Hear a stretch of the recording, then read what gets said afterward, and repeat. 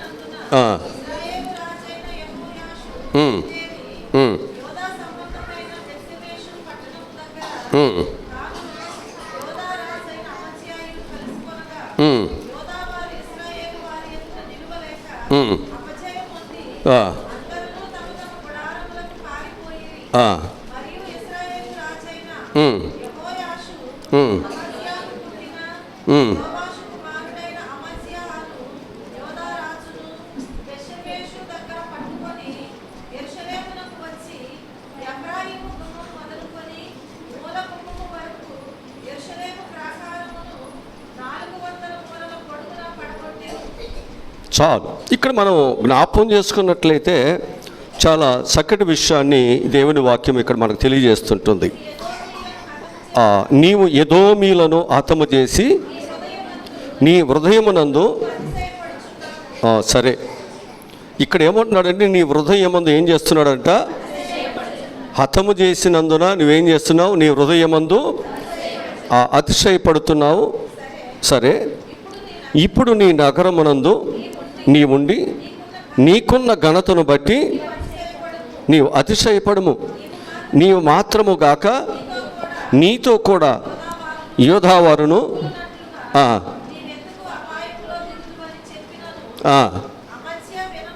చూసారా, దేవుడు చెప్పినప్పుడు కూడా ఏం చేయట్లేదు, వినట్లేదు. ఇప్పుడు అతడు ఏమనుకుంటున్నాడు, ఏమని అతిశయిస్తున్నాడు? ఇక్కడ ఇదంతా చేస్తున్నది నేనే కదా, అసలు నేను లేకపోతే ఏమీ లేదుగా అన్నట్లుగా అతడు అతిశయిస్తున్నటువంటి ఆలోచన ఇక్కడ మనం చూస్తున్నాం. ఆ విధముగా ఆలోచిస్తున్నటువంటి తను విషయంలో దేవుడు చెప్తున్నాడు, నీవెందుకు అపాయమునకు నువ్వు వెళతావు, దిగుతున్నావు. నీతో పాటు ఇంకేం చేస్తున్నాడు, యోధావారిని కూడా దింపుతున్నావు కదా. ఏంటి అంటే నీవు తప్పు చేస్తూ కూడా ఏం చేస్తున్నావు, ఇంకెదుటి వారిని కొంతమందిని. దేవుని మాట మన జీవితాల్లో వినకపోవటం ఒక తప్పు అయితే, మనం చేస్తున్నది ఒక తప్పు అయితే, మనతో పాటు మనం ఏం చేస్తున్నాం, ఇంకా కొంతమందిని చూసారా నాశనములోనికి, నరకములోనికి, దేవుని ఉగ్రతలోనికి మనం తీసుకువెళ్తున్నాం. అది ఏమాత్రము కూడా సంఘమునకు లేక దేవుని యొక్క చిత్తానికి అది మంచిది కానే కాదు. ఈరోజు మనము ఒకవేళ విజయం సాధించాడు అనుకుందాం, ఆ మధ్య సాధించాడు.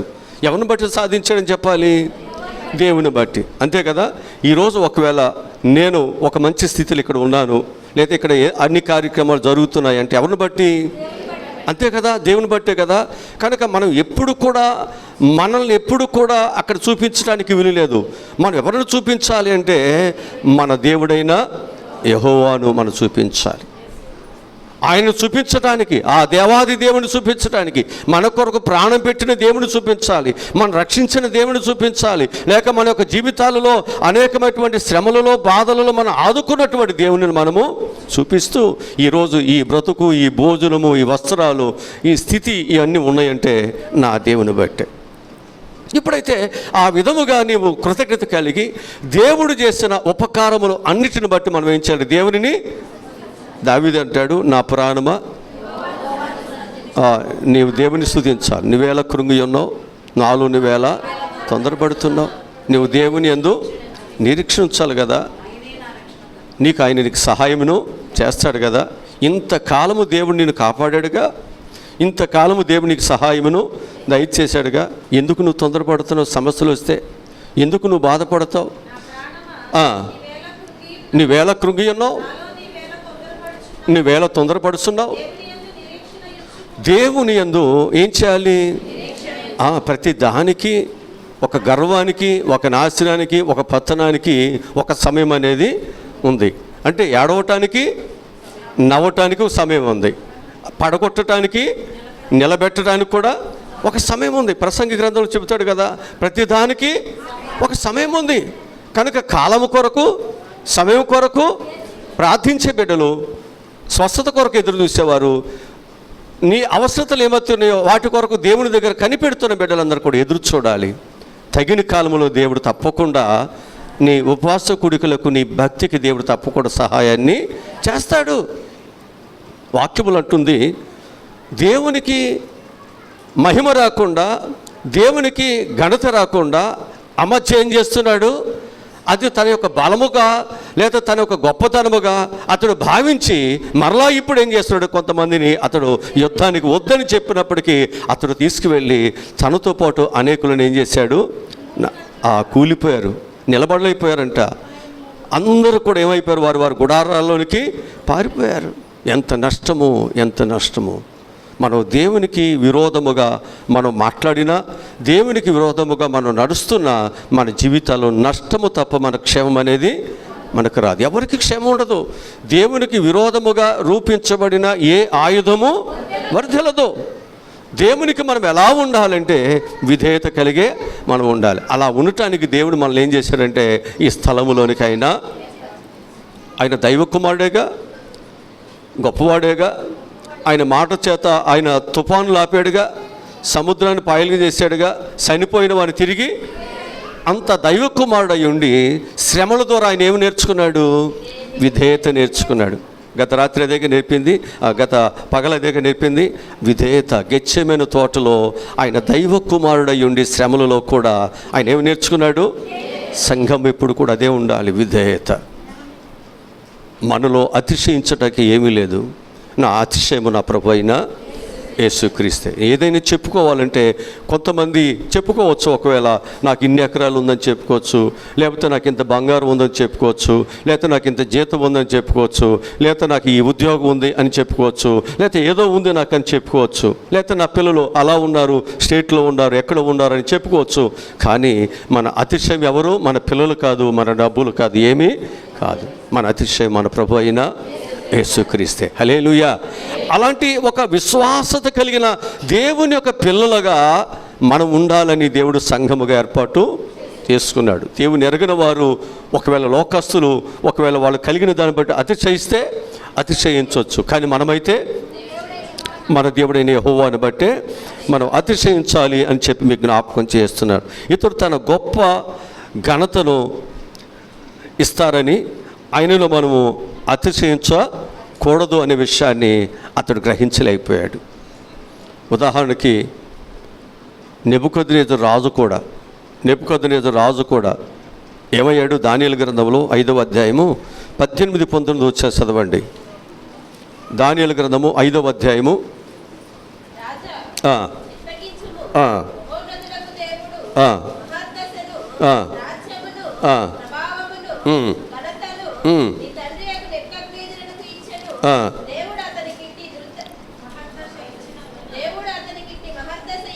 ఇచ్చినందున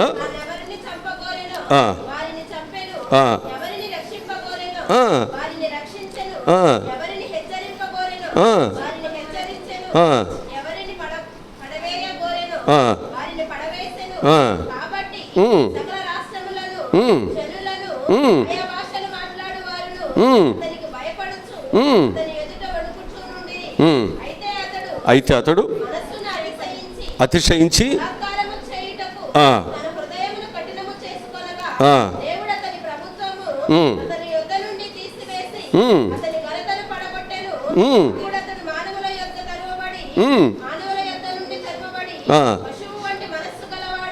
చాలు, ఇదంతా మనకు తెలిసే స్టోరీయే.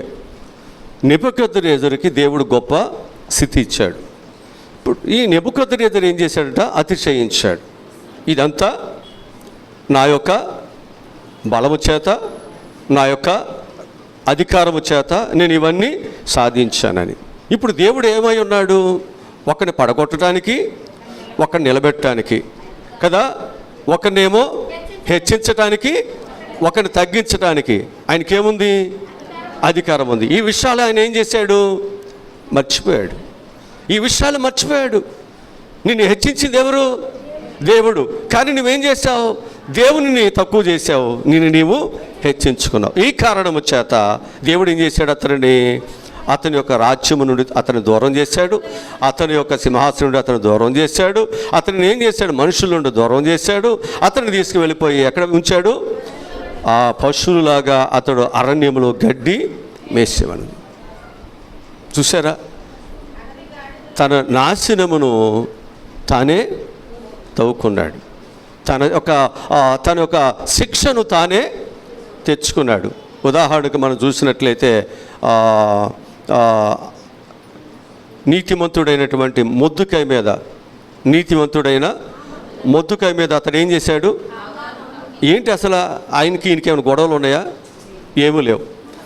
ఏంటి నమస్కారం? ఆయనకి సాష్టాంగ నమస్కారం చేయట్లేదంట. యూదులు అనేవాళ్ళు ఏం చేస్తారు? వాడు దేనికి సాష్టాంగ నమస్కారము? ఇప్పుడు ఆయన పద్ధతులు ఆయన ఉన్నాడుగా వాక్యానుసారంగా. ఇప్పుడు అతను హిందుడు కాబట్టి, లేకపోతే అతడు దేవుని భయం లేనివాడు కాబట్టి అతడు ఏం చేస్తున్నాడు? ఇతను నాకెందుకు సాష్టాంగ నమస్కారం? కక్ష కట్టేశాడు. భక్తిలో నడుస్తున్నా, తప్పిదం ఏమీ లేకపోయినా అతని మీద ఏం పెట్టాడు? కక్ష కట్టి, ఆ కక్ష ఏ స్థాయికి తీసుకెళ్ళాడు అంటే ఒకే దినమందు యూదులందరినీ సంహరించాలి అని చెప్పేసి ఈ మంచివాడైనటువంటి ప్రార్థనాపరుడైనటువంటి దేవుని యందు విశ్వాసత కలిగినటువంటి ఇతరుని ఉరి తీయించాలి. ఉరికోయి కూడా చివరాఖరికి ఏమయ్యాడు?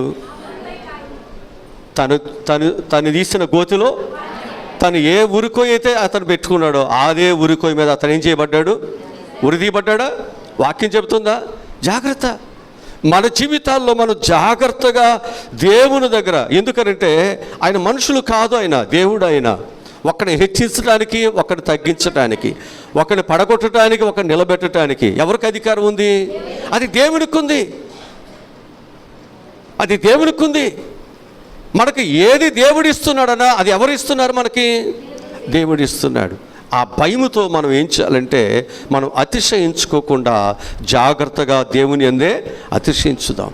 సంఘం అలా ఉండాలని ఇక్కడ కొరింథీ సంఘమును గూర్చి ఆయన ప్రస్తావిస్తున్నాడు. మనము కూడా దేవుని కృపను బట్టి దేని విషయంలో మనం అతిశయించకుండా, మన అతిశయం ఎవరంటే నేను పాపిగా ఉండగా నా ప్రభు నా కొరకు ప్రాణాన్ని పెట్టాడు, నేను దోషిగా ఉండగా నా దోష శిక్ష అంతా తన మీద వేసుకున్నాడు, నేను ఒక పాప మాలిన్యంతో నేను ఉండగా, అపరిశుద్ధతలో ఉండగా ఆయన పరిశుద్ధమైన రక్తాన్ని నాకు ఇచ్చి ఆయన నన్ను కడిగి శుద్ధినిగా చేశాడు. ఈరోజు నా మాటలు, నా ఆలోచనలు ఈ విధంగా మంచిగా ఉన్నాయి, సమాజానికి మంచిగా ఉన్నాను, ప్రజలకు నేను ఒక మేలు చేస్తున్నాను అంటే ఇది నన్ను బట్టి కాదు, ఇది దేవుడు నా పట్ల చూపిన ప్రేమ. ఆయన నన్ను ఇలా నిలబెడుతున్నాడు, ఇలా నన్ను దేవుడు అభిషేకించుకున్నాడు. ఈ విధంగా దేవుడు నన్ను ఆయన బిడ్డలుగా నన్ను ఏర్పాటు చేసుకున్నాడు. అందుకు నేను ఉపయోగకరంగా ఉన్నాను. లేకపోతే నేను కూడా సమాజానికి, లేకపోతే నా ఇష్టానుసారమైనటువంటి విధానానికి, లేకపోతే దేవుని యొక్క మందిరానికి విరోధముగా పాపము చేసేవాడిని, ప్రవర్తించేవాడిని. కానీ ఎందుకు ఈరోజు దేవుని మందిరమును ప్రేమిస్తున్నాం? ఎందుకు దేవుని మందిరానికి వస్తున్నాం? ఇంత సమయాన్ని ఇక్కడ ఎందుకు కూర్చుంటున్నాం? మన కాళ్ళు నొప్పులైనా లేదా పగలలో కష్టపడినా ఎందుకు ఇక్కడ మనం కూర్చున్నామంటే దేవుడు మన పట్ల ఆయన చేసిన మేలు, ఆయన ఉపకారం, దాన్ని మనం జ్ఞాపకము చేసుకుంటూ ఆయనను గణపరుస్తానికి ఈ స్థలంలోనికి మనందరం వచ్చామని వాక్యం మనకు తెలియజేస్తూ ఉంటుంది. ఇక రెండవదిగా జ్ఞానాన్ని బట్టి కొంతమంది అతిశయిస్తారు, కొంతమంది శౌర్యత్వాన్ని బట్టి అతిశయిస్తారు, కొంతమంది ఐశ్వర్యంను బట్టి అతిశయిస్తారు. ఇర్మీయా గ్రంథంలో 9వ అధ్యాయము 23 వాక్యం చదువుదాం. యెహోవా ఇలాగు సెలవిచ్చుచున్నాడు, జ్ఞాని తన జ్ఞానమును బట్టి, శూరుడు తన శౌర్యమును బట్టి అతిశయింపకూడదు. అతిశయింపకూడదు. అతిశయించువాడు అనగా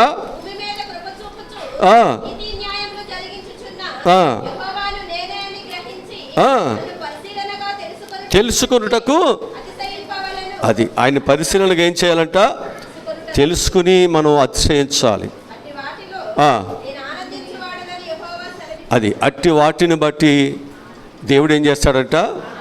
ఆనందిస్తాడు. ఎవరైతే ప్రభువుని చక్కగా తెలుసుకుని ఈరోజు నేను ఈ స్థితిలో జ్ఞానము కలిగి ఉన్నానన్నా, లేక ఐశ్వర్యం కలిగి ఉన్నానన్నా, లేకపోతే నేను యుద్ధ శూరత్వాన్ని కలిగి నేను ఉన్నానన్నా, ఇదంతా ఎవరిస్తున్నారు? దేవుడే చేస్తున్నాడు. హల్లెలూయా. ఈ విధంగా ఎప్పుడైతే మన యొక్క జీవితాలు, ఎప్పుడైతే ఈ విధంగా మన యొక్క జీవితాలను మనము అతిశయము లేక పాపము లేకపోతే గర్వము అనేటువంటి పాపము ఏదైతే నీ జీవితాన్ని దేవుని నుండి దూరం చేయటానికి నేను ఎప్పుడైతే ఇది నేను అనేటువంటిది నిన్ను ఒకవేళ ప్రేరణ కలుగు చేస్తుందో దాన్ని ప్రభు అయిన యేసుక్రీస్తు నామములో దాన్ని ఏం చేయాలి? పూర్తిగా దాన్ని మన నుండి వేరు చేయాలి. ఇది నిన్ను ఏం చేస్తుంది అంటే చివరాఖరికి దేవుడు ఎవరు అనే స్థాయికి వెళుతుంది. ఇక నేను లేకపోతే అక్కడ ఏమీ లేదు అన్నటువంటి స్థాయికి వెళుతుంది. నేను ఒక్కడే జ్ఞానము కలిగిన వాడిని, మిగతా వాళ్ళందరూ తెలివి తక్కువారు అన్నటువంటి ఆ యొక్క పెచ్చు స్థాయికి నీ యొక్క ఆలోచనలు వెళ్ళిపోతాయి. లేకపోతే అక్కడ ఉన్నటువంటి వారందరూ కూడా జ్ఞానం లేదు, నాకొక్కరికే జ్ఞానం ఉంది అనేటువంటి ఒక స్థాయికి నీవు ఎదిగిపోతూ ఉంటావు. జాగ్రత్త. ఎందుకనంటే జ్ఞానము లేక కాదు, కానీ మనందరం కూడా దేవుని యందు భయభక్తులు మనం కలిగి ఉన్నాం. అందుకే ఇక్కడ సంఘము అనేటువంటిది జ్ఞానాన్ని బట్టి అతిశయించకూడదు, శూరత్వమును బట్టి లేక శౌర్యాన్ని బట్టి అతిశయించకూడదు, లేక మనకు కలిగిన ఐశ్వర్యాన్ని బట్టి మనం అతిశయించకూడదు. దేవుని తెలుసుకోవటాన్ని బట్టి, దేవుని చక్కగా ఆయన యొక్క గుణగణాలను మనం బాగుగా పరిశీలన చేయటను బట్టి మనం ఏం చేయాలి? అతిశయాలి. ఇంత మంచి ప్రేమ కలిగిన దేవుని బిడ్డగా నేనున్నాను, ఇంత మంచి ఆయన స్వరక్తం చేత సంపాదించిన సంఘములో నేనున్నాను. ఆ బిడ్డలతో నేను కూడా అసలు యోగ్యత లేని నా జీవితము ఆ పరిశుద్ధత కలిగిన ఆ బిడ్డలతో నేను కూడా కలిసి పాటలు పాడటానికి, ప్రార్థన చేయటానికి, లేకపోతే ఇక్కడ పరిశీలన చేయటానికి దేవుడు నాకు ఈ భాగ్యమును దేవుడు ఇచ్చాడని చెప్పి మనం అతిశయించాలి తప్ప మన జీవితాల్లో నేను అది చేస్తున్నాను లేక ఇది చేస్తున్నాను మనం ఎప్పుడు కూడా మనం అతిశయించడానికి వీల్లేదు. మన అతిశయం ఎవరన్నమాట? మన ప్రభు అయినా. ఏది చేసినా మన అతిశయం ఎవరన్నమాట? దేవుని కృపను బట్టి నేను ఇది చేస్తున్నాను, దేవుని కృపను బట్టి అది చేస్తున్నాను, దేవుని కృపను బట్టి నేను రేపు ఇంకొక పనిని నేను చేయగలుగుతున్నాను, అంతే. మనం ఈ విధంగానే మన మనసు, మన దృష్టి, మన ఆలోచనలు ఉండాలి తప్ప మనం దేవునికి విరోధముగా మనం ఎక్కడ కూడా మనం ఆలోచించడానికి వీలు లేదు. మొదటి మాట ఏమిటంటే సంఘం ఎలా ఉండాలి, ఏ విధమైనటువంటి విషయాలను బట్టి అతిశయించకూడదు. సంఘం ఏ విధమైనటువంటి విషయాలను బట్టి అతిశయించకూడదు. ఘనతను బట్టి, మొదటి మాట ఘనతను బట్టి అతిశయించవద్దు. నెబుకద్నెజరు ఏం చేశాడు? అతిశయించాడు. హనన్య అతిశయించాడు. చెప్పిన దాన్ని కూడా చేయకుండా దేవుని మాట ధిక్కరించి వెళ్ళాడు. తనతో పాటు వెళ్ళి అనేకులను కూడా నష్టపరిచాడు తన రాజ్యాన్ని. అలాగనే రెండవది జ్ఞానాన్ని బట్టి, శౌర్యాన్ని బట్టి, ఐశ్వర్యాన్ని బట్టి మనం అతిశయించవద్దు. ఎవరిని బట్టి అతిశయించాలంటే ఈ జ్ఞానము దేవుడు ఇచ్చాడు, లేకపోతే ఈ శౌర్యము దేవుడు ఇచ్చాడు, లేకపోతే ఈ యొక్క ఐశ్వర్యము దేవుడిచ్చాడు. అట్లా మనం ఏం చేయాలి? దేవునిని గణపరచాలి. ఆ విధంగా దేవుని మహిమపరిచే వారుగా మనం ఉండాలి. ఇక మూడవదిగా మనం చూసినట్లయితే మన యొక్క ఎత్తును బట్టి మనం ఏం చేయకూడదు? అతిశయించకూడదు. దేని బట్టి? ఎత్తును బట్టి కూడా మనం అతిశయించకూడదు. వాక్యములు చదువుదాం. యెహెజ్కేలు గ్రంథము 31వ అధ్యాయము 10వ వాక్యం చదువుదాం. యెహెజ్కేలు గ్రంథము 31వ అధ్యాయము 10వ వాక్యం చదువుతున్నామండి.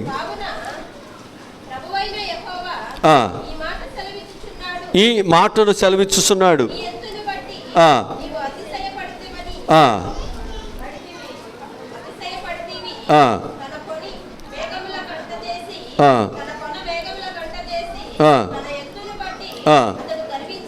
గర్వించెను కాబట్టి అతని దుష్టత్వమును బట్టి అతని తరిమివేసి జనములలో బలము గల జనమునకు నేను అతని అప్పగించేదను. ఆ జనము అతనికి తగిన పని చేయను. చూసారా, ఇక్కడ వాక్యం ఏమని చెప్తుంది అనేది మనం చూసినట్లయితే మన యొక్క ఎత్తును బట్టి మనం ఏం చేయకూడదట? అతిశయపడకూడదు. ప్రభు ఈ విధంగా సెలవిచ్చుస్తున్నాడు. నీ ఎత్తును బట్టి నీవు అతిశయపడితివి. తన కొన మేఘములు కంట చేసి తన ఎత్తును బట్టి మీకు అర్థమవటానికి ఒక మాట చెప్తాను. ఆదికాండంలో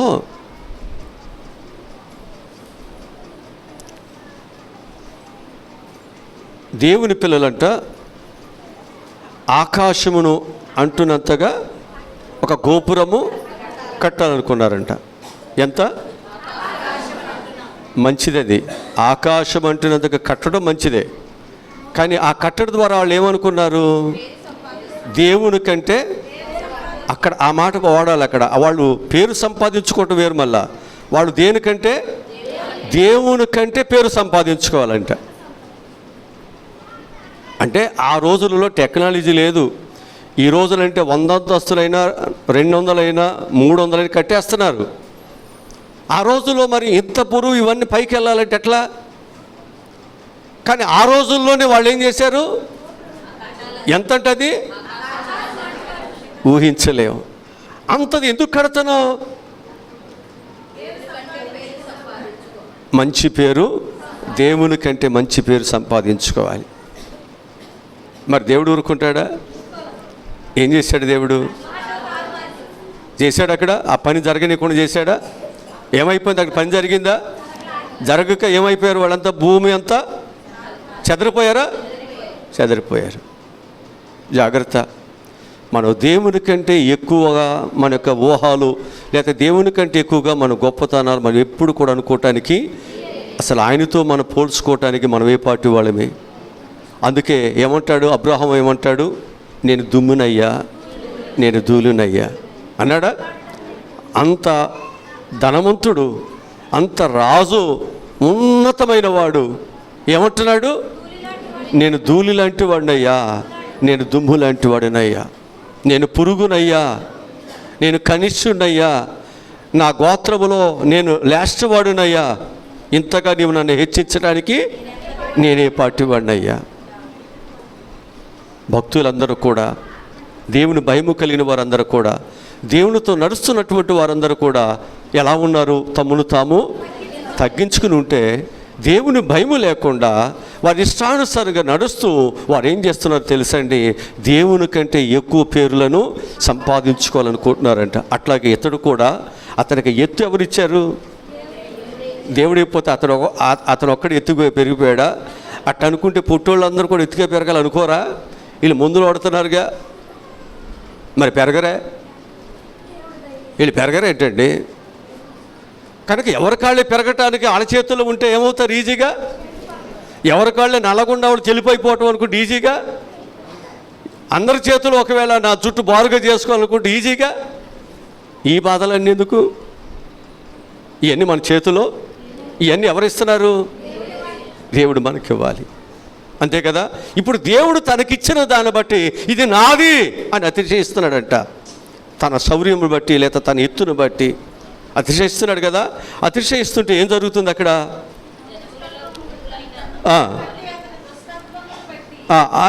అతడు ఆ విధంగా ఆలోచించి ఏమవుతున్నాడు? అతడు ఆ దుష్టత్వంలోనికి వెళ్ళాడు. అంటే ఆ ఆలోచన ఎవరిది? దేవునిది కాదు అది. ఆ ఆలోచన ఎవరిది? దుష్టునిది.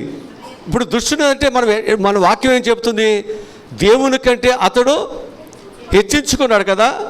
లూసిఫర్ ఏం చేశాడు? దేవుని కంటే తను తాను హెచ్చించుకొని, నేనేమో ఇంత యుద్ధాలు చేసి నేను ఇన్ని గొప్ప కార్యాలు చేసి వస్తుంటే ఈయన సింహాసనం మీద కూర్చుని ఏం చేస్తున్నాడు? ఈయనే మహిమపరచబడుతున్నాడు. ఇప్పుడు నేను ఆయన కంటే ఏం తక్కువ? నేను ఆ సింహాసనం మీద కూర్చోవటానికి నేను తగిన వాడిని కాదా అని కుట్ర చేశాడా లేదా? చేస్తే దేవుడు ఏం చేశాడు?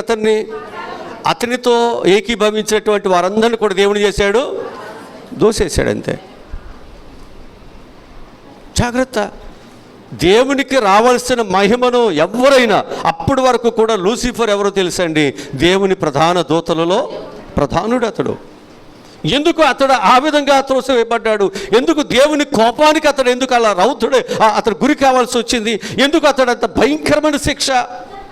ఇక అతడు ఎప్పుడు కూడా ఇక దేవుని దగ్గరికి రాకుండా ఉండటానికి దేవుడు ఏం చేశాడు తెలుసండి? అతనికి ఒక భయంకరమైనటువంటి పాతాళ గుండాన్ని అతని కొరకే ఏర్పాటు చేశాడు. నీ కొరకు నా కొరకు కాదండి, ఆ పాతాళాన్ని ఏర్పాటు చేసింది అతని కొరకే. ఇప్పుడు ఏమైపోయింది తెలుసండి? దేవుని పిల్లలుగా ఉన్న మనము ఆ సాతాను యొక్క పిల్లలుగా మనం కూడా ఇలాగే అతిశయించబడి అనేకమైన శిక్షలకు, అనేకమైన బాధలకు లోనై ఏమవుతుందో తెలుసండి? తనతో పాటు మనము కూడా పాతాళానికి. తెలుసా నీకు విషయం? దేవుడు ప్రేమ కలిగిన వాడు. ఆయన మనం ఎప్పుడు కూడా ఏం చేయకూడదు? ఆయన్ని దుఃఖపెట్టవద్దు, కోపం రేపవద్దు. ఆయన ఏదైతే నీకు ఇస్తున్నాడో అది అనుభవిస్తున్న మనము, అది పొందుకొస్తున్న మనము ఏం చేయాలంటే ఈ ఎత్తు, ఈ అందచందాలు, ఈ జ్ఞానము, ఈ బలము, ఈ శౌర్యము, ఈ డబ్బులు ఇవన్నీ ఎవరిచ్చారు? దేవుడే నాకు ఇచ్చాడు. అందరికీ లేని యోగ్యత దేవుడు నాకు ఇచ్చాడు కదా. భూమి మీద అనేక మంది ఉన్నారు, అందరికీ లేని యోగ్యత దేవుడు నాకు ఇచ్చాడని మనం ఎప్పటికప్పుడు ఏం చేయాలంటే ఆయన యోగ్యతను గురించి, ఆయన గొప్పతనం గురించి, ఆయన మన పట్ల చూపించే ప్రేమను గురించి మనం ఎప్పటికప్పుడు దేవుని ఏం చేయాలి? జ్ఞాపకము చేసుకుంటూ ఆయన స్తుతించాలి. అలాంటి చక్కని స్తుతించేవారుగా లేదా ఆయనని అనుక్షణము తెలుసుకునేవారుగా మనం ఎప్పుడైతే మనం ఉంటున్నామో మనలో అతిశయించడానికి ఏది కూడా ఉండదు. మనం ఎప్పుడు కూడా గర్వించడానికి ఏది ఉండదు. మనం చక్కని విధేయత కలిగి, వినయము కలిగి, అదే ప్రభు ఆ గెత్సేమనే వనములో ప్రభు నేర్పించిన గొప్ప పాఠం. అదే అక్కడ నేర్పించాడు. ఆ గెత్సేమనే వనములో ఆయన అంత గొప్పవాడై ఉండి ఏం చేశాడు? ఇప్పుడు యేసుప్రభుని పట్టుకున్నాడు. వచ్చి పేతురు వచ్చి ఏం చేశాడు? ఆయన దగ్గర ఉన్నటువంటి కత్తి తీసి మల్కు చెవి యొక్క ఆ సైనికుడి చెవి యొక్క నరికేశాడు. ప్రభు ఏం చేశాడు? అయ్యా, నీకులాగా నేను అనుకుంటే నా తండ్రి నేను పంపించమంటే దేవుడు పంపడా దూతల్ని? శరణు పంపించడా? నేను ఎందుకు వాళ్ళని పిలవలేదు? ఎందుకు ఇక్కడ నేను ఇలా మౌనంగా ఉన్నాను? ఇక్కడ తండ్రి యొక్క చిత్తము నెరవేర్చబడాలి. నేను ఇంత భక్తి చేసి, నేను ఇంత రాత్రంతా కన్నీరు గాచి, నేను ఇంతవరకు దేవుని కొరకు నేను ఇవన్నీ చేస్తున్నానంటే ఎందుకో తెలుసా? నా తండ్రి యొక్క చిత్తాన్ని నెరవేర్చి ఆయన సంతోషపెట్టాలి. నువ్వెందుకు అడ్డు వస్తున్నావు? నువ్వు ప్రభు కొరకు సావునైనా చస్తానన్నా నువ్వేం చేయబోతున్నావు నాకు తెలియదా? ఈ రాత్రి నీవు కొడుకు మునుకు నువ్వేం చేస్తావు తెలుసా? నాకు అసలు తెలియదయ్యా, ఆ యేసు ఎవరో నాకు తెలియదు. కనుక దేవుని యొక్క పనిని నీవెందుకు, దేవుని ఇష్టతను నేను నెరవేరుస్తుంటే నీవెందుకు చెడగొడుతున్నావు? నువ్వెందుకు అడ్డొస్తున్నావు?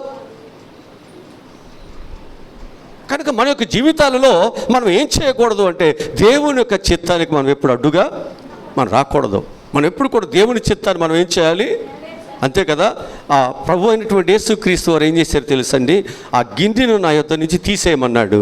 తీసేయమని మళ్ళీ వెంటనే ఏం చేశాడు? మళ్ళీ నీ చిత్తము అంటే ఆయన సంకల్పానికి వచ్చాడా? ఆయన ఉద్దేశంలోకి వచ్చాడా?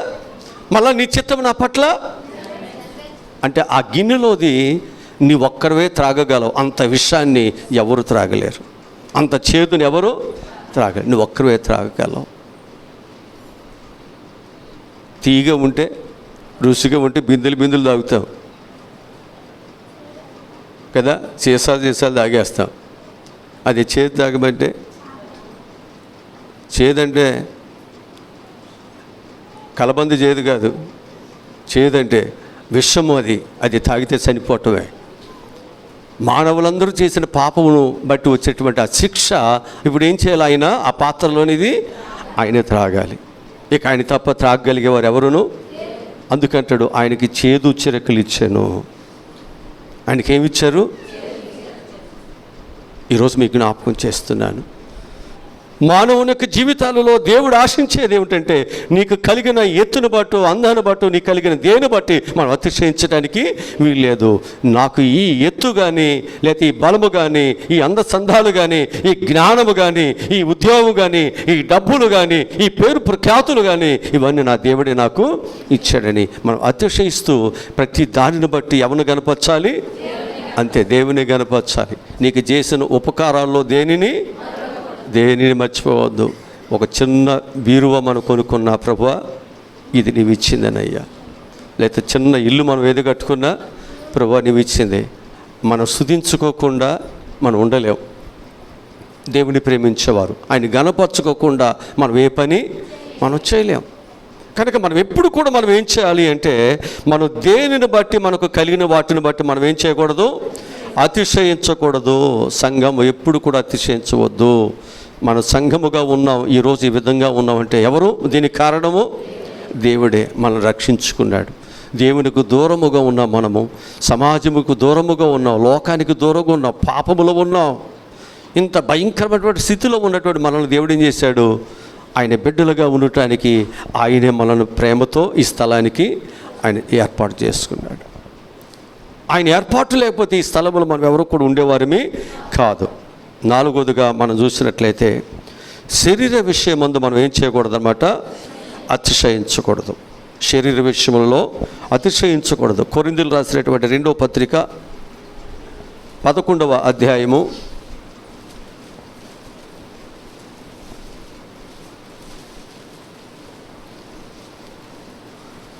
18వ వాక్యం చదువుదాం. అనేకులు శరీర విషయంలో అతిశయపడుతున్నారు కనుక నేనును అలాగనే అతిశయపడుదును. జాగ్రత్తగా చూడండి. నేను అవివేకునని ఎవడను తలంచవద్దని మరలా చెబుతున్నాను. ఇలా మాట్లాడుతున్నానని నేను అవివేకునని మీరు ఎలాగూ తలంచవద్దు. ఒకవేళ నేను అతిశయించాలి అనుకుంటే నేను కూడా అతిశయపడతాను. నేను కూడా. ఎందుకని?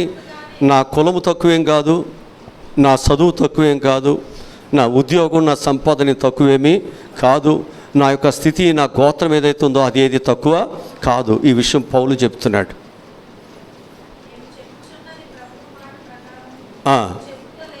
చెప్పుట్లేదు కానీ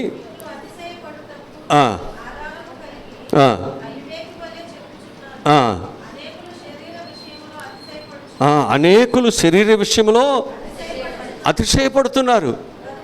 ఇప్పుడు ఈ అతిశయపడే విషయం చెప్తున్నది ఏ విధంగా చెప్తున్నాడు అన్నాడు? నేను కాదు, కానీ ఎలా చెప్తున్నాను అన్నాడు? ఒక అవివేకకి చెప్తున్నాను, జ్ఞానము లేని వాడికి చెప్తున్నాను. జ్ఞానము కలిగిన వాడైతే నేను ఇలా చెప్పను. ఈరోజు నేను చెప్పను. ఒకవేళ నేను చెబుతున్నాను అంటే మీకు అర్థం అవటానికి ఒక అవివేకగా, జ్ఞానము లేని వాడిగా నేను చెబుతున్నాను. ఎంత గొప్ప మాటలు చూడండి. ఇక్కడికి వచ్చిన మనము జ్ఞానము లేనివారుగా ఉండటానికి ఆ దేవుడు ఇక్కడ మనల్ని ఏర్పాటు చేసుకుంది. ఆయన సంఘము అనేటువంటిది జ్ఞానము కలిగిన సంఘముగా మనం ఉండాలి. చెప్పుకుంటూ వచ్చాం కదా ఈ పాయింట్లన్నీ. మనం ఎలా ఉండాలి? జ్ఞానము కలిగిన సంఘముగా ఉండాలి. ఆ జ్ఞానము కలిగిన సంఘముగా ఉండబట్టే కదా సొలొమోనుకి అంత గొప్ప పేరు ప్రఖ్యాతులు వచ్చినాయి. ఆ జ్ఞానం బట్టి, అతను చేసే పనులు బట్టే కదా అనేక మంది ఆయనని గౌరవించారు. ఆయన అనేకమైన పనులను చేయగలిగాడు. అందుకు దేవుడు ఏంటంటే, మీకు ఏదైనా జ్ఞానము కొదుకుంటే వచ్చి నన్ను అడగండి. ఇప్పుడు దేవుని పిల్లలు అనేవాళ్ళు దేవుని దగ్గర జ్ఞానముతో ఎదగాలి. అందుకంటాడు, అజ్ఞానం వలె కాక జ్ఞానుల వలె నడుచుకోండి. జ్ఞానము కలిగిన స్త్రీ తన ఇంటిని. ఇప్పుడు ఇక్కడ ఏమంటున్నాడంటే, ఇంత జ్ఞానము కలిగి నేను ఇప్పుడు అవివేకగా మాట్లాడుతున్నాను అంటే నా జ్ఞానం లేక కాదు. నేనేం చేస్తున్నానంటే, జ్ఞానము లేక చాలామంది మాట్లాడుతున్నారే, వారిలాగా నేను కూడా మాట్లాడుతున్నాను. అలా మాట్లాడుతుంటే దేవునికి ఎంత దుఃఖమో కదా. కానీ ఆయన మాట్లాడుతున్నది ఎవరి కొరకో తెలుసండి. అలా అజ్ఞానులుగా ఎవరైతే ఉన్నారో వారు జ్ఞానము కలిగి మార్పుని చేసుకుంటారు. వారు జ్ఞానము కలిగి మార్పు చేసుకుంటారు. వారు అజ్ఞానాన్ని విడిచిపెడతారు. వారిని బట్టి ఇంకా అనేకులను నాశనంలోకి తీసుకువెళ్లకుండా, వారిని బట్టి అనేకులను వారు దైవ వ్యతిరేకులుగా వారిని మార్చుకోకుండా దేవుడు ఏం చేస్తున్నాడంటే వారితో మాట్లాడుతున్నాడు. పౌలు ద్వారా మాట్లాడుతున్నాడు. మీకు ఉదాహరణకి ఐగుప్తు దేశం నుంచి ఇశ్రాయేలులందరిని కూడా బయటికి దేవుడు తీసుకొచ్చి ఎవరి నాయకత్వంలో? మోషే నాయకత్వంలో. మోషే నాయకత్వాన్ని మోషే కోరుకున్నాడా? దేవుడు ఇచ్చాడు ఆయనకి. దేవుడే కదా ఇచ్చింది. ఎక్కడుండగా దేవుడు ఆయన పిలిచాడు? ఆయన గొర్రెలు కాసుకుంటూ ఆయన అరణ్యంలో ఉండగా ఆయన ఏం చేశాడు? మోషేతో మాట్లాడాడు. మాట్లాడిన తర్వాత ఏం చేశాడు మోషే? అవన్నీ విడిచిపెట్టి దేవుని మాట కొరకు ఆ ఐగుప్తు దేశంలోనికి వెళ్ళి ఫరోతో మాట్లాడి కదా, అక్కడ చాలా కష్టపడ్డాడుగా, చాలా అక్కడ కార్యాలు చేయాల్సి వచ్చిందిగా. అతన్ని చాలా విధాలుగా భయపెట్టి అక్కడి నుంచి తన ప్రజలను తీసుకురావాల్సి వచ్చింది. ఇంత చేసి తీసుకొస్తుంటే ఈ మోషేకు యాంటీగా ఒక వర్గం ఏర్పడిందట. ఎవరు వాళ్ళు? మోషేకు యాంటీగా ఏర్పడిన వర్గం ఎవరు? దాతాను, అభిరాము, కోరాహు. వీళ్ళందరూ ఏం చేశారు? ఒక 120 మందిని పెద్దలను ఏర్పాటు చేసుకుని వాళ్ళు ఏం చేశారు? మోషేకు యాంటీగా తిరుగుబాటు చేశారు. ఇప్పుడు దేవుడు ఏం చేశాడు? వాళ్ళని భూమి నెరవేర్చి ఏం చేసిందా? నీలో నుంచి పుట్టినటువంటి ఆ పుండు, నీలో నుంచి వచ్చినటువంటి ఆ దుష్టత్వము ఎన్ని కుటుంబాలు, ఎంతమంది జీవితాలను పాడు చేసిందో చూడండి. ఎక్కడో పుట్టినటువంటి అపవాది పుట్టినటువంటి ఆ ఆలోచన ఇవాళ భూమి మీద ఏమైపోతుంది? అనేక కుటుంబాలని పాడు చేస్తుంది. ఆదాములో నుండి అది ప్రవేశించి ఆదాము నుంచి వచ్చేటువంటి అనేకుల్లోనికి ఏమైంది? అదొక ఆస్తిగా, అదొక అంటువ్యాధిగా అందరి మీదకి మరణం అనేది వెళ్ళిపోయింది. జాగ్రత్త. దాని కొరకు ఎన్ని కుటుంబాలు పాడైపోయాయో, ఎంతమంది పురుషులంట పాపం చేశారంట కదా, ఎంతమంది చంపుకున్నారో, ఎంతమంది ఒక భయంకరమైనటువంటి స్థితిలో వారి జీవితాలు మారిపోయినాయి. దీనంతటికి మూల కారణం ఎవరంటే అపవాది. అపవాది ఎవరిని ప్రేరేపించాడు? అవ్వమని, ఆదామును ప్రేరేపించాడు. వారి నుంచి ఏమైంది? ఈ భూమి మీద ఉన్నటువంటి మనుషులందరి మీదకి ఆ పాపము సంపాప్తమైంది. ఆదాము నుండి పాపం వస్తే కడపటి ఆదామైనటువంటి యేసుక్రీస్తు నుండి మానవునికి ఏమొచ్చిందన్నాడు? రక్షణ వచ్చింది. మొదటి ఆదామేమో పాపాన్ని తీసుకొచ్చాడు. రెండవ ఆదామైనటువంటి ప్రభు అయిన యేసుక్రీస్తు ఏం తీసుకొచ్చాడు అన్నాడు?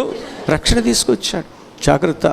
మనము దేవుడు మనకిచ్చినటువంటి రక్షణను బట్టి దేవుణ్ణి స్తుతిస్తూ అతిశయిస్తూ, ఇంకెవరైతే అవివేకులుగా, ఎవరైతే అజ్ఞానములో, ఎవరైతే ఇంకా తిరుగుబాటుతనములో, ఎవరైతే ఇంకా దేవుని సన్నిధికి, దేవుని మందిరానికి లేకపోతే విరోధముగా ఉన్నారో వారందరినీ కూడా ఒక్కొక్కరిని మనం ఏం చేయాలి, దేవుని మందిరానికి నడిపిస్తూ మనం ఏం చేయాలో తెలుసండి, మన తల్లిని లేకపోతే మన సంఘమును, మన కుటుంబాన్ని మనం హెచ్చించుకోవాలి.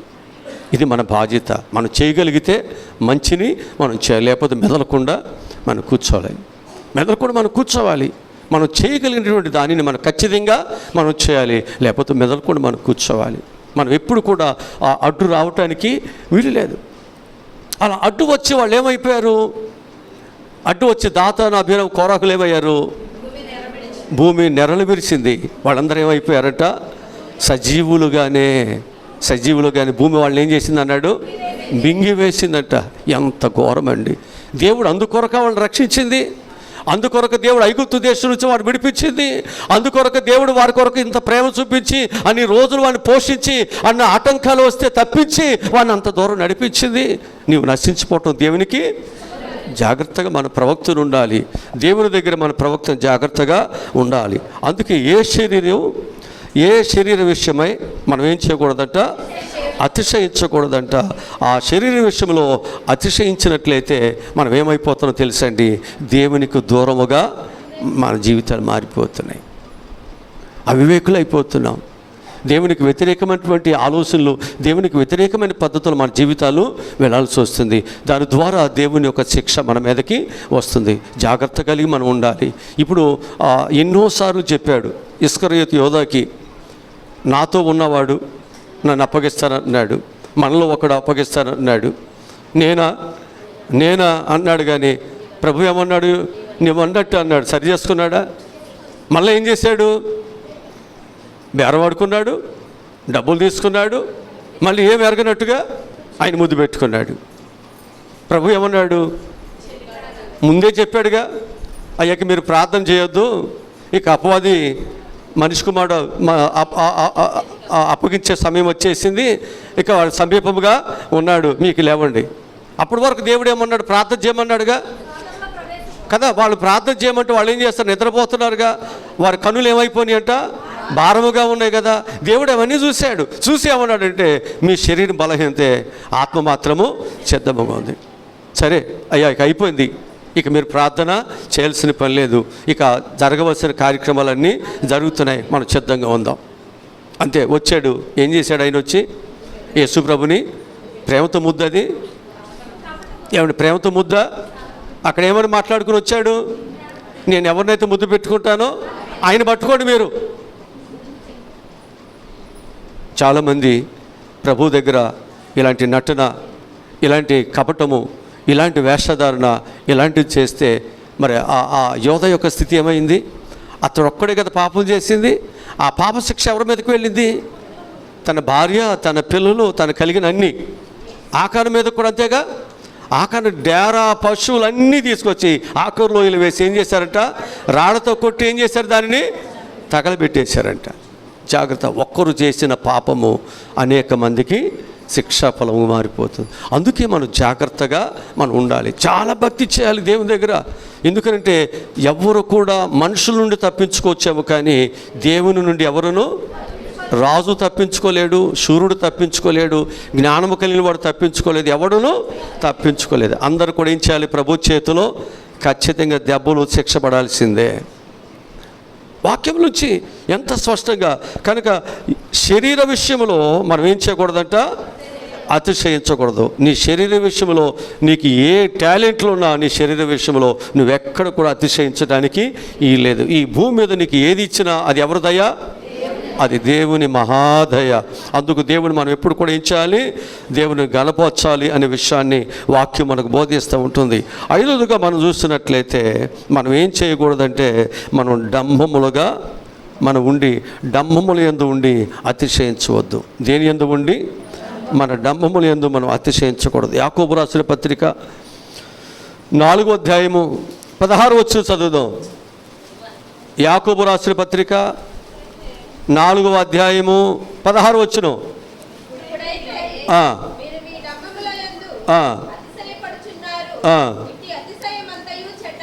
ఇటు అతిశయమంతా ఎవరు చెప్తున్నారు ఈ మాట? చక్క ప్రభు చెప్తున్నాడు ఈరోజు నీకు. మనం ఏం చేయకూడదంట?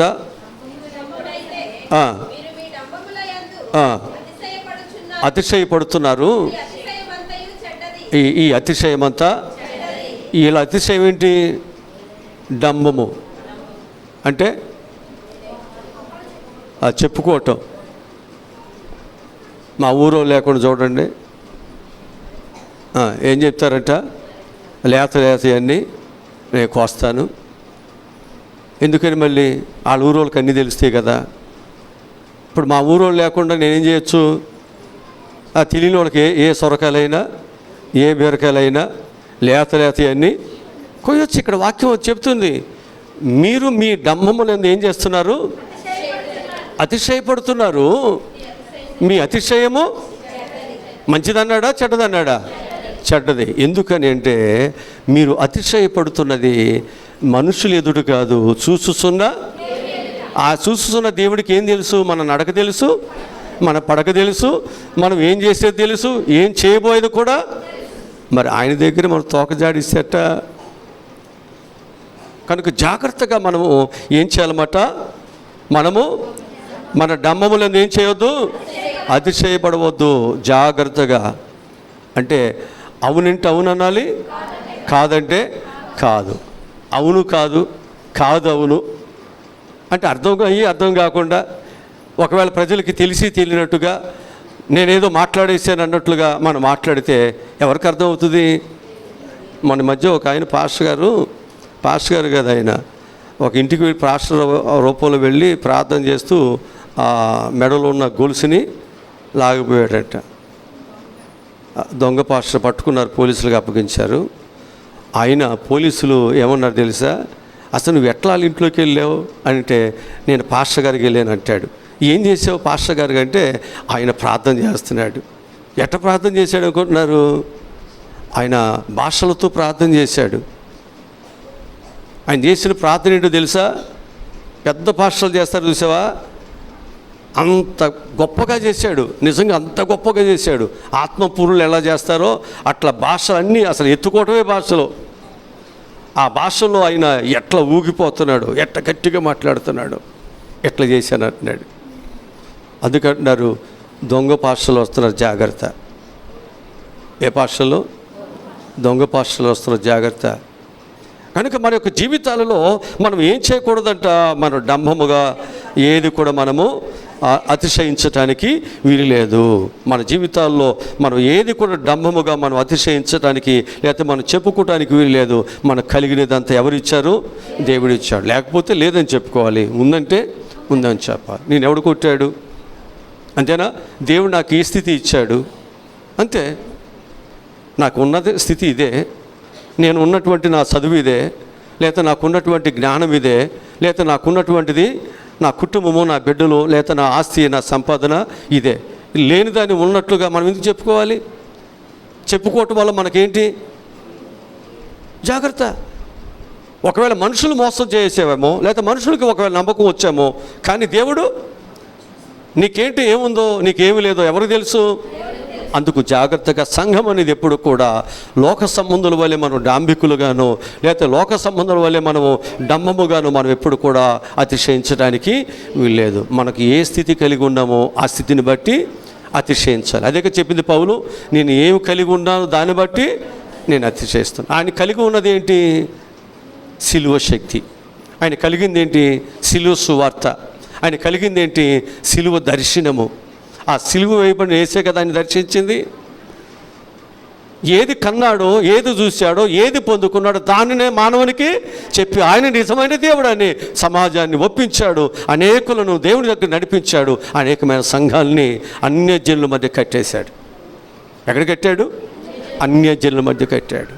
ఈరోజు మన జీవితాల్లో మనకున్న దాన్ని బట్టి మనం దేవుని దగ్గర మనం ఉండాలి తప్ప లేని దానిని మనం ఎప్పుడు కూడా చెప్పుకుంటూ మనం అతిశయించడానికి వీలు లేదు అనే విషయాన్ని. అలా అతిశయించేటువంటిది మంచిదన్నాడా చెడ్డదన్నాడా? చెడ్డది. అది చెడ్డది కాబట్టి అలాంటిది మనలో ఉండటానికి వీల్లేదు. ఇక ఆరోదుగా మనం చూసినట్లయితే సిగ్గుపడవలసిన సంగతులు యందు అతిశయించకూడదు. దేనిలో? సిగ్గుపడవలసిన వాటిలో మనం ఏం చేయకూడదు? అతిశయించకూడదు.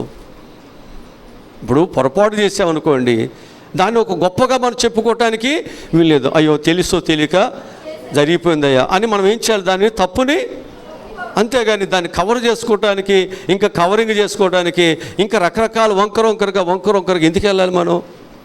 అక్కడ వాక్యం ఏం చెప్తుందో మనం ఒకసారి చదువుదాం. ఫిలిప్పీయులకు రాసిన పత్రిక 3వ అధ్యాయము 19వ వాక్యం చదువుదాం.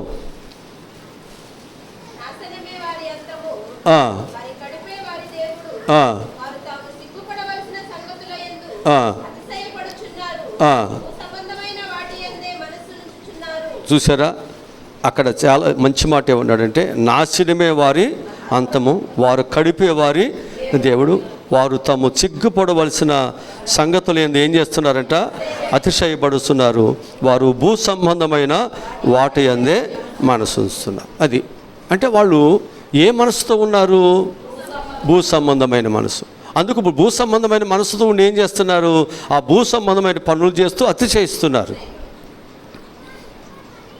భూ సంబంధమైనటువంటి పనులు చేస్తూ, భూ సంబంధమైనటువంటి విధానం నడుస్తూ వాళ్ళు ఏమవుతున్నారన్నమాట? అతిశయిస్తున్నారు. నా ఎంత జ్ఞానము కలిగిన వారు, లేదా నా ఎంత జ్ఞానము కలిగి మాట్లాడగలిగేవారు, లేదా నా ఎంత జ్ఞానము కలిగినటువంటి వారు ఎవరునూ లేరన్నట్లుగా అతిశయిస్తున్నారు. దాన్ని బట్టి ఏమంటున్నాడు అక్కడ? ఏమంటున్నాడు? వాక్యం ఏమని చెప్తుంది అక్కడ? నాశనమే వారి యొక్క అంతము, వారు కడిపే వారి యొక్క దేవుడు, వారు తాము సిగ్గుపడవలసిన సంగతులు వారు ఏం చేస్తున్నారు? అతిశయపడుతున్నారు. కనుక మనం అలా అతిశయపడటానికి వీల్లేదు. అతిశయపడేవారు దేన్ని బట్టి అతిశయపడాలంటే, మన పౌరస్థితి పరలోకమందు ఉన్నది. అక్కడి నుండి మన ప్రభు అయిన యేసుక్రీస్తు రక్షకుని నిమిత్తము కనిపెట్టుకొనిస్తున్నాము. హల్లెలూయా. అది మన అతిశయం. దాన్ని బట్టి ఎవరిని బట్టి అతిశయించాలి మనము? ప్రభు అయిన యేసుక్రీస్తుని బట్టి. ఆయన మనకి ఏమిచ్చాడు? మన పౌరస్థితి ఎక్కడుందని అతిశయించాలి? పరలోకములో ఉంది మనకి.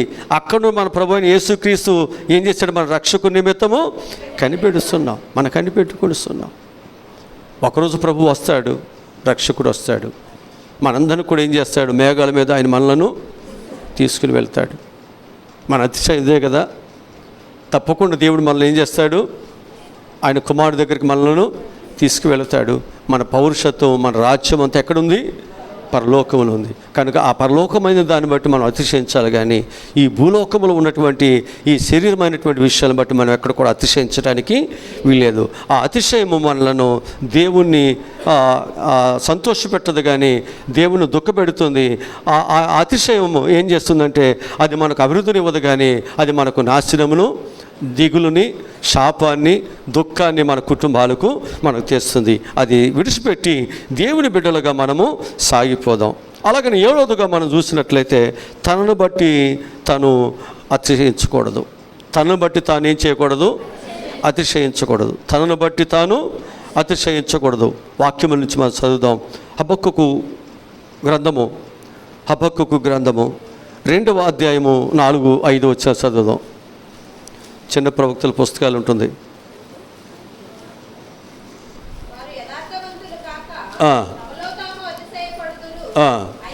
అయితే ఇక్కడ చాలా చక్కటి విషయము మనము ఈ 2వ అధ్యాయంలో మనం జాగ్రత్తగా ఈ 4-5 వచనాల్లో కానీ మనం చదివినట్లయితే, వారు యథార్థవంతులు కాక, వారు యథార్థపరులు కాక, జాగ్రత్తగా చదువుతున్న చూడండి, వారు యథార్థపరులు కాక తమలో తాము. ఇప్పుడు వారు యథార్థపరులు కాకపోయినప్పుడు వారు అతిశయించవచ్చా? వాళ్ళు యథార్థత లేనప్పుడు వాళ్ళు ఎలా అతిశయిస్తారు? ఇప్పుడు వీళ్ళు ఏం చేస్తున్నారు? యథార్థపరులు కాకపోయినా వారు ఏం చేస్తున్నారంట? అతిశయపడుతున్నారు. అయితే నీతిమంతుడు విశ్వాస మూలముగా బ్రతుకును, అంటే విశ్వాసం ఉంచును. దేని బట్టి విశ్వాసము? నీతి మూలముగా. నీతి అంటే ఎవరు? మన ప్రభు అయిన యేసుక్రీస్తు. ఆ నీతి మూలముగా విశ్వాసం ఉంచేవాడు ఎలా ఉంటాడు? బ్రతుకుతాడు, అతిశయంగా బ్రతుకుతాడంట. నా ప్రభువు ఉన్నాడు, నన్ను బ్రతికిస్తాడు, నా నీతి నన్ను బ్రతికిస్తుంది, నా ప్రార్థన నన్ను బ్రతికిస్తుంది, నా యథార్థత నన్ను బ్రతికిస్తుంది, నా నమ్మకత్వం నాకు దేవుడు సహాయమును దయచేస్తాడు. ఆ విధముగానంట వారు విశ్వాసముతో వారు ఏం చేస్తున్నారు, కరువులు వచ్చిన, బాధలు ఉన్న, వస్త్రహీనత అయినా, ఒకవేళ వారి జీవితాల్లో అనేకమైన రోగాలు ఉన్నా, వారికి భోజనం లేకపోయినా, ఆదరించేవారు లేకపోయినా, వారికి ఇళ్ళు వాకిలు లేకపోయినా, వారు ఎలా ఉన్నారంటే అతిశయముగానే ఉన్నారు. విశ్వాసును బట్టి నా దేవుడు నన్ను పోషిస్తాడు. కిందకి 5వ వచనం చదవండి. మరియు ద్రాక్షారసం మోసకరము, తనను బట్టి అతిశయించువాడు నిలువడు, అట్టివాడు పాతాళమంత విశాలముగా ఆశపెట్టును, మరణమంతగా ప్రబలినను తృప్తి నొందక సకల జనములను ఏం చేస్తున్నాడంట, వశపరుచుకొనును, సకల జనములను సమకూర్చుకొనును, తనది కాని వాని ఆక్రమించి అభివృద్ధి నొందు వానికి శ్రమ, తాకొట్టు సొమ్మును విస్తారముగా పట్టుకుని వానికి శ్రమ, వాడు ఎన్నాళ్ళు నిలుసును అని చెప్పుకొనుసు వీరందరూ అతను బట్టి ఉపమాన రీతిగా అపహాస్యపు సామెత ఎత్తుదురు కదా. చూసారా ఎన్ని విషయాలు అక్కడ, అనేక విషయాలు. వడ్డీకి ఇచ్చేవాళ్ళు కానీ, తనదు కాని దానిని తనదుగా భావించేవాళ్ళు కానీ, ద్రాక్షరసం తాగేవాళ్ళు కానీ, లేక అనేకమైనటువంటి పనులు చేసేవాళ్ళు కానీ ఏమవుతారంటే వాళ్ళంతా ఏమవుతారని చెప్తున్నాడండి. వాళ్ళందరూ కూడా ఏమైపోతారని చెప్తున్నాడండి అక్కడ. వారందరూ కూడా ఏమైపోతారని చెప్తున్నాడు.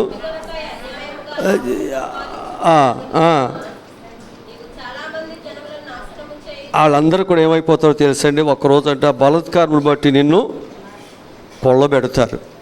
ఆ చివరి వచనంలోకి వచ్చేసరికి 8వ వచనంలో కింద భాగంలోకి వచ్చి అంటాడు, ఏం చేస్తారంటే వాటిలోని నివాసులకును నీవు చేసిన నరహత్యను బట్టి, బలాత్కారం బట్టి నిన్ను ఒకరోజు ఏం చేస్తారు, వీళ్ళంతా కొడతారా లేదా? ఎవరైతే మోసం చేసావో అంటే ఎన్నాళ్ళు నువ్వు మోసం చేస్తే సహిస్తారు, ఎన్నాళ్ళు నువ్వు మాట్లాడుతుంటే సహిస్తూ ఉంటారు. వాక్యం చెప్తుంది ఇవన్నీ. జాగ్రత్తగా మనం ఏమవ్వాలంటే మన ఇష్టానుసారిగా మనల్ని బట్టి మనము అతిశయిస్తూ మనం ఎప్పుడు కూడా ఏది పడితే అది మనం చేయటానికి వీల్లేదు. మన జీవితాల్లో మనం చాలా నష్టం అనేటువంటిది మన మీదకు వస్తుంది. అందుకంటే 6వ వచనంలోకి వచ్చిన చూస్తే అంటాడు, తనది కాని దానిని ఆక్రమించి అభివృద్ధి నొందిన వానికి శ్రమ. అంటే ఇతని అభివృద్ధి ఏంటి? కష్టపడి సంపాదించిందా? కాదు. ఇతని అభివృద్ధి దేనికి, ఎలా అభివృద్ధి చెందాడంట? తనది కానటువంటి దానిని అతను ఆక్రమించుకుని ఏం చేస్తున్నాడంట, అభివృద్ధి చెందుతాడు. ఇలాంటి వారికి ఏముంటుంది అన్నాడు? లేదండి ఇది బాగా ఎదుగుతాడన్నాడా? శ్రమ కలుగుతుంది. కనుక మన జీవితాల్లో తనను బట్టి తాను అతిశయించకూడదు, కానీ దేవుడు నీకు ఏదైతే ఇస్తున్నాడో దాన్ని బట్టి అతిశయించాలి. నీది కాని దాన్ని తీసుకుని అది నాదని నువ్వు అతిశయించడం అంత కరెక్ట్ ఏమీ కాదు. అది దేవుని దృష్టిలో పాపం కాబట్టి దాన్ని మనం ఏం చేయాలి? విడిచిపెట్టి జాగ్రత్తగా మనం బ్రతకాలి. ఎందుకనంటే యేసుక్రీస్తు అటువంటి సంఘము పరిశుద్ధంగా ఉండాలి. మనం మనలో ఏ పాపానికి ఎక్కడ కూడా మనలో తావుంటానికి వీల్లేదు. అందుకే ఆయన సంఘమును గురించి దేవుడు ఈ 40 దినాల ఉపవాస కూడికలో దేవుడు మనతో మాట్లాడుతున్నాడు. సంఘము ఏ విషయాలు బట్టి అతిశయించకూడదు అంటే, ఒకటి తనను బట్టి అతిశయించకూడదు, జ్ఞానాన్ని బట్టి, శూరత్వాన్ని బట్టి, ఐశ్వర్యాన్ని బట్టి అతిశయించకూడదు, ఎత్తును బట్టి అతిశయించకూడదు, శరీర విషయంను బట్టి అతిశయించకూడదు, డంబము మాటలు బట్టి అతిశయించకూడదు, చిక్కుపడవలసిన సంగతుల యందు అతిశయించకూడదు, తనను బట్టి తాను అతిశయించకూడదు. చిక్కుపడవలసిన వాటిలో కూడా అతిశయిస్తే ఏంటి అసలు? అది తప్పు కదా అది. కనుక మన జీవితాల్లో మనం దేని యందు అతిశయించాలి అంటే మన ప్రభు అయిన యేసుక్రీస్తును అతిశయిస్తాం. ఇది మనందరికీ గొప్ప ఐశ్వర్యము, ఇది గొప్ప ఘనత. అందుకు దేవుడు మనను ఒక అతిశయ కారణముగా దేవుడు మనం నిలబెట్టుకోవటానికి దేవుడు తన బిడ్డలైన మనలందరినీ కూడా ఏర్పాటు చేసుకున్నాడు. దేవుడి మాటలు దీవించునుగాక. ఆమె తల ఉంచండి, ప్రార్థన చేసుకుందాం. మా ప్రభువు రక్షకుడా, ఈరోజు చెప్పినటువంటి విశేషమైన మాటలు బట్టి వందనాలు నాయనా. మరి ఈ రోజునైనా మేము కొన్ని రోజులుగా కొరింథీ సంఘము ఏ కృపలను కలిగి ఉందో, ఏ పరిస్థితి కలిగి ఉందో మేము కూడానైనా ఆ విధంగా ఉండాలి, కానీ దానికి వ్యతిరేకంగా మేము ఉండటానికి వీలు లేదని చెప్పి అనేక విషయాలు ప్రభువా మాతో మీరు మాట్లాడుతున్నారు, వాక్యానుసారంగా మాట్లాడుతున్నారు నాయన. ప్రతి వాక్యము కూడా నాయన అక్కడ ఎత్తి చూపించి వాక్యానుసారంగా వాక్యం చెప్పడం జరుగుతూ ఉంటుంది. కనుక ఒకవేళ ఇలాంటి అతిశయము ఒకవేళ మాలో చిక్కుపడవలసిన విషయాల్లో, దేవునికి విరోధముగా చేస్తున్నటువంటి విషయాల్లో ఒకవేళ అతిశయపడుతున్నామా, ఒకవేళ మేము ఇంకో విషయాల్లో ఒకవేళ మేము అతిశయపడుతున్నామా, దేని బట్టి మా అతిశయం, ఎవరిని బట్టి మా అతిశయం? మా అతిశయమునకు ఎవరు కారణం? నా జ్ఞానమా, నా డాంబికమా, నా తెలివితేటలా, నా బలమా, నా శూరత్వమా, ఏంటి? దేవుడా, ఆయన చేసిన ఉపకారములా, ఆయన ఇచ్చినటువంటి ఎత్త, లేకపోతే ఆయన ఇచ్చినటువంటి డబ్బులా, లేకపోతే ఏది? ఇవన్నీ నా బలముతో కాదు కదా, ఇది కేవలం నీ ఉచితమైన కృపే కదా నాయన. ఈరోజు నేను ఈ విధంగా ఉన్నాను, భూమి మీద ఇంకా నేను బ్రతుకున్నాను. అనేక మంది చనిపోవచ్చు, నేను ఈ భూమి మీద ఇళ్ళు కట్టుకుని ఉన్నాను. అనేక మంది ఇళ్ళు లేకపోవచ్చు, నేను ఈ భూమి మీద ఆరోగ్యంగా ఉన్నాను. అనేక మంది ఆరోగ్యం లేకపోవచ్చు. ఈరోజు ఈ స్థితి నేను ఉన్నాను అంటే దీనికి కారణం నా ప్రభు అయిన యేసు ఒక్కరే. అందుకునైనా నన్ను బ్రతికిస్తున్నా, నాకు ప్రాణం ఇస్తున్నా, నాకు కుటుంబం ఇచ్చిన, ఈ దినం వరకు నన్ను కాపాడుతున్నా, ఒకవేళ నేను పాపిగా ఉన్నా నన్ను శిక్షించకుండా అయ్యా నన్ను ప్రేమిస్తున్నా, నా దేవుని బట్టి నేను అతిశయిస్తూ ఆయన పాదాల దగ్గర ప్రార్థన చేస్తున్నాను. అయ్యా, ఈ ఉపవాసకుడికి ద్వారా మేమందరము నాయన బలపడి, మేమెంతో ఆధ్యాత్మికంగా ప్రభువా మా తప్పిదములు మేము సరి చేసుకుని నాయన దేవుని పిల్లలుగా నాయన మేము రూపాంతరం వచ్చేది ఎదగట సహాయములను దయచేయమని యేసు నామములో ఈ మనవులి ప్రార్థనలు అడిగి పొందుకుని ఉన్నాము తండ్రి, ఆమేన్. మన తండ్రి అయిన దేవుని ప్రేమ, కుమారుడు యేసు క్రీస్తు వారి యొక్క దైవకృప, పరిశుద్ధాత్మని నిత్య ఆదరణ, కాపుదల, భద్రత సదా తోడై ఉండును గాక. ఆమేన్.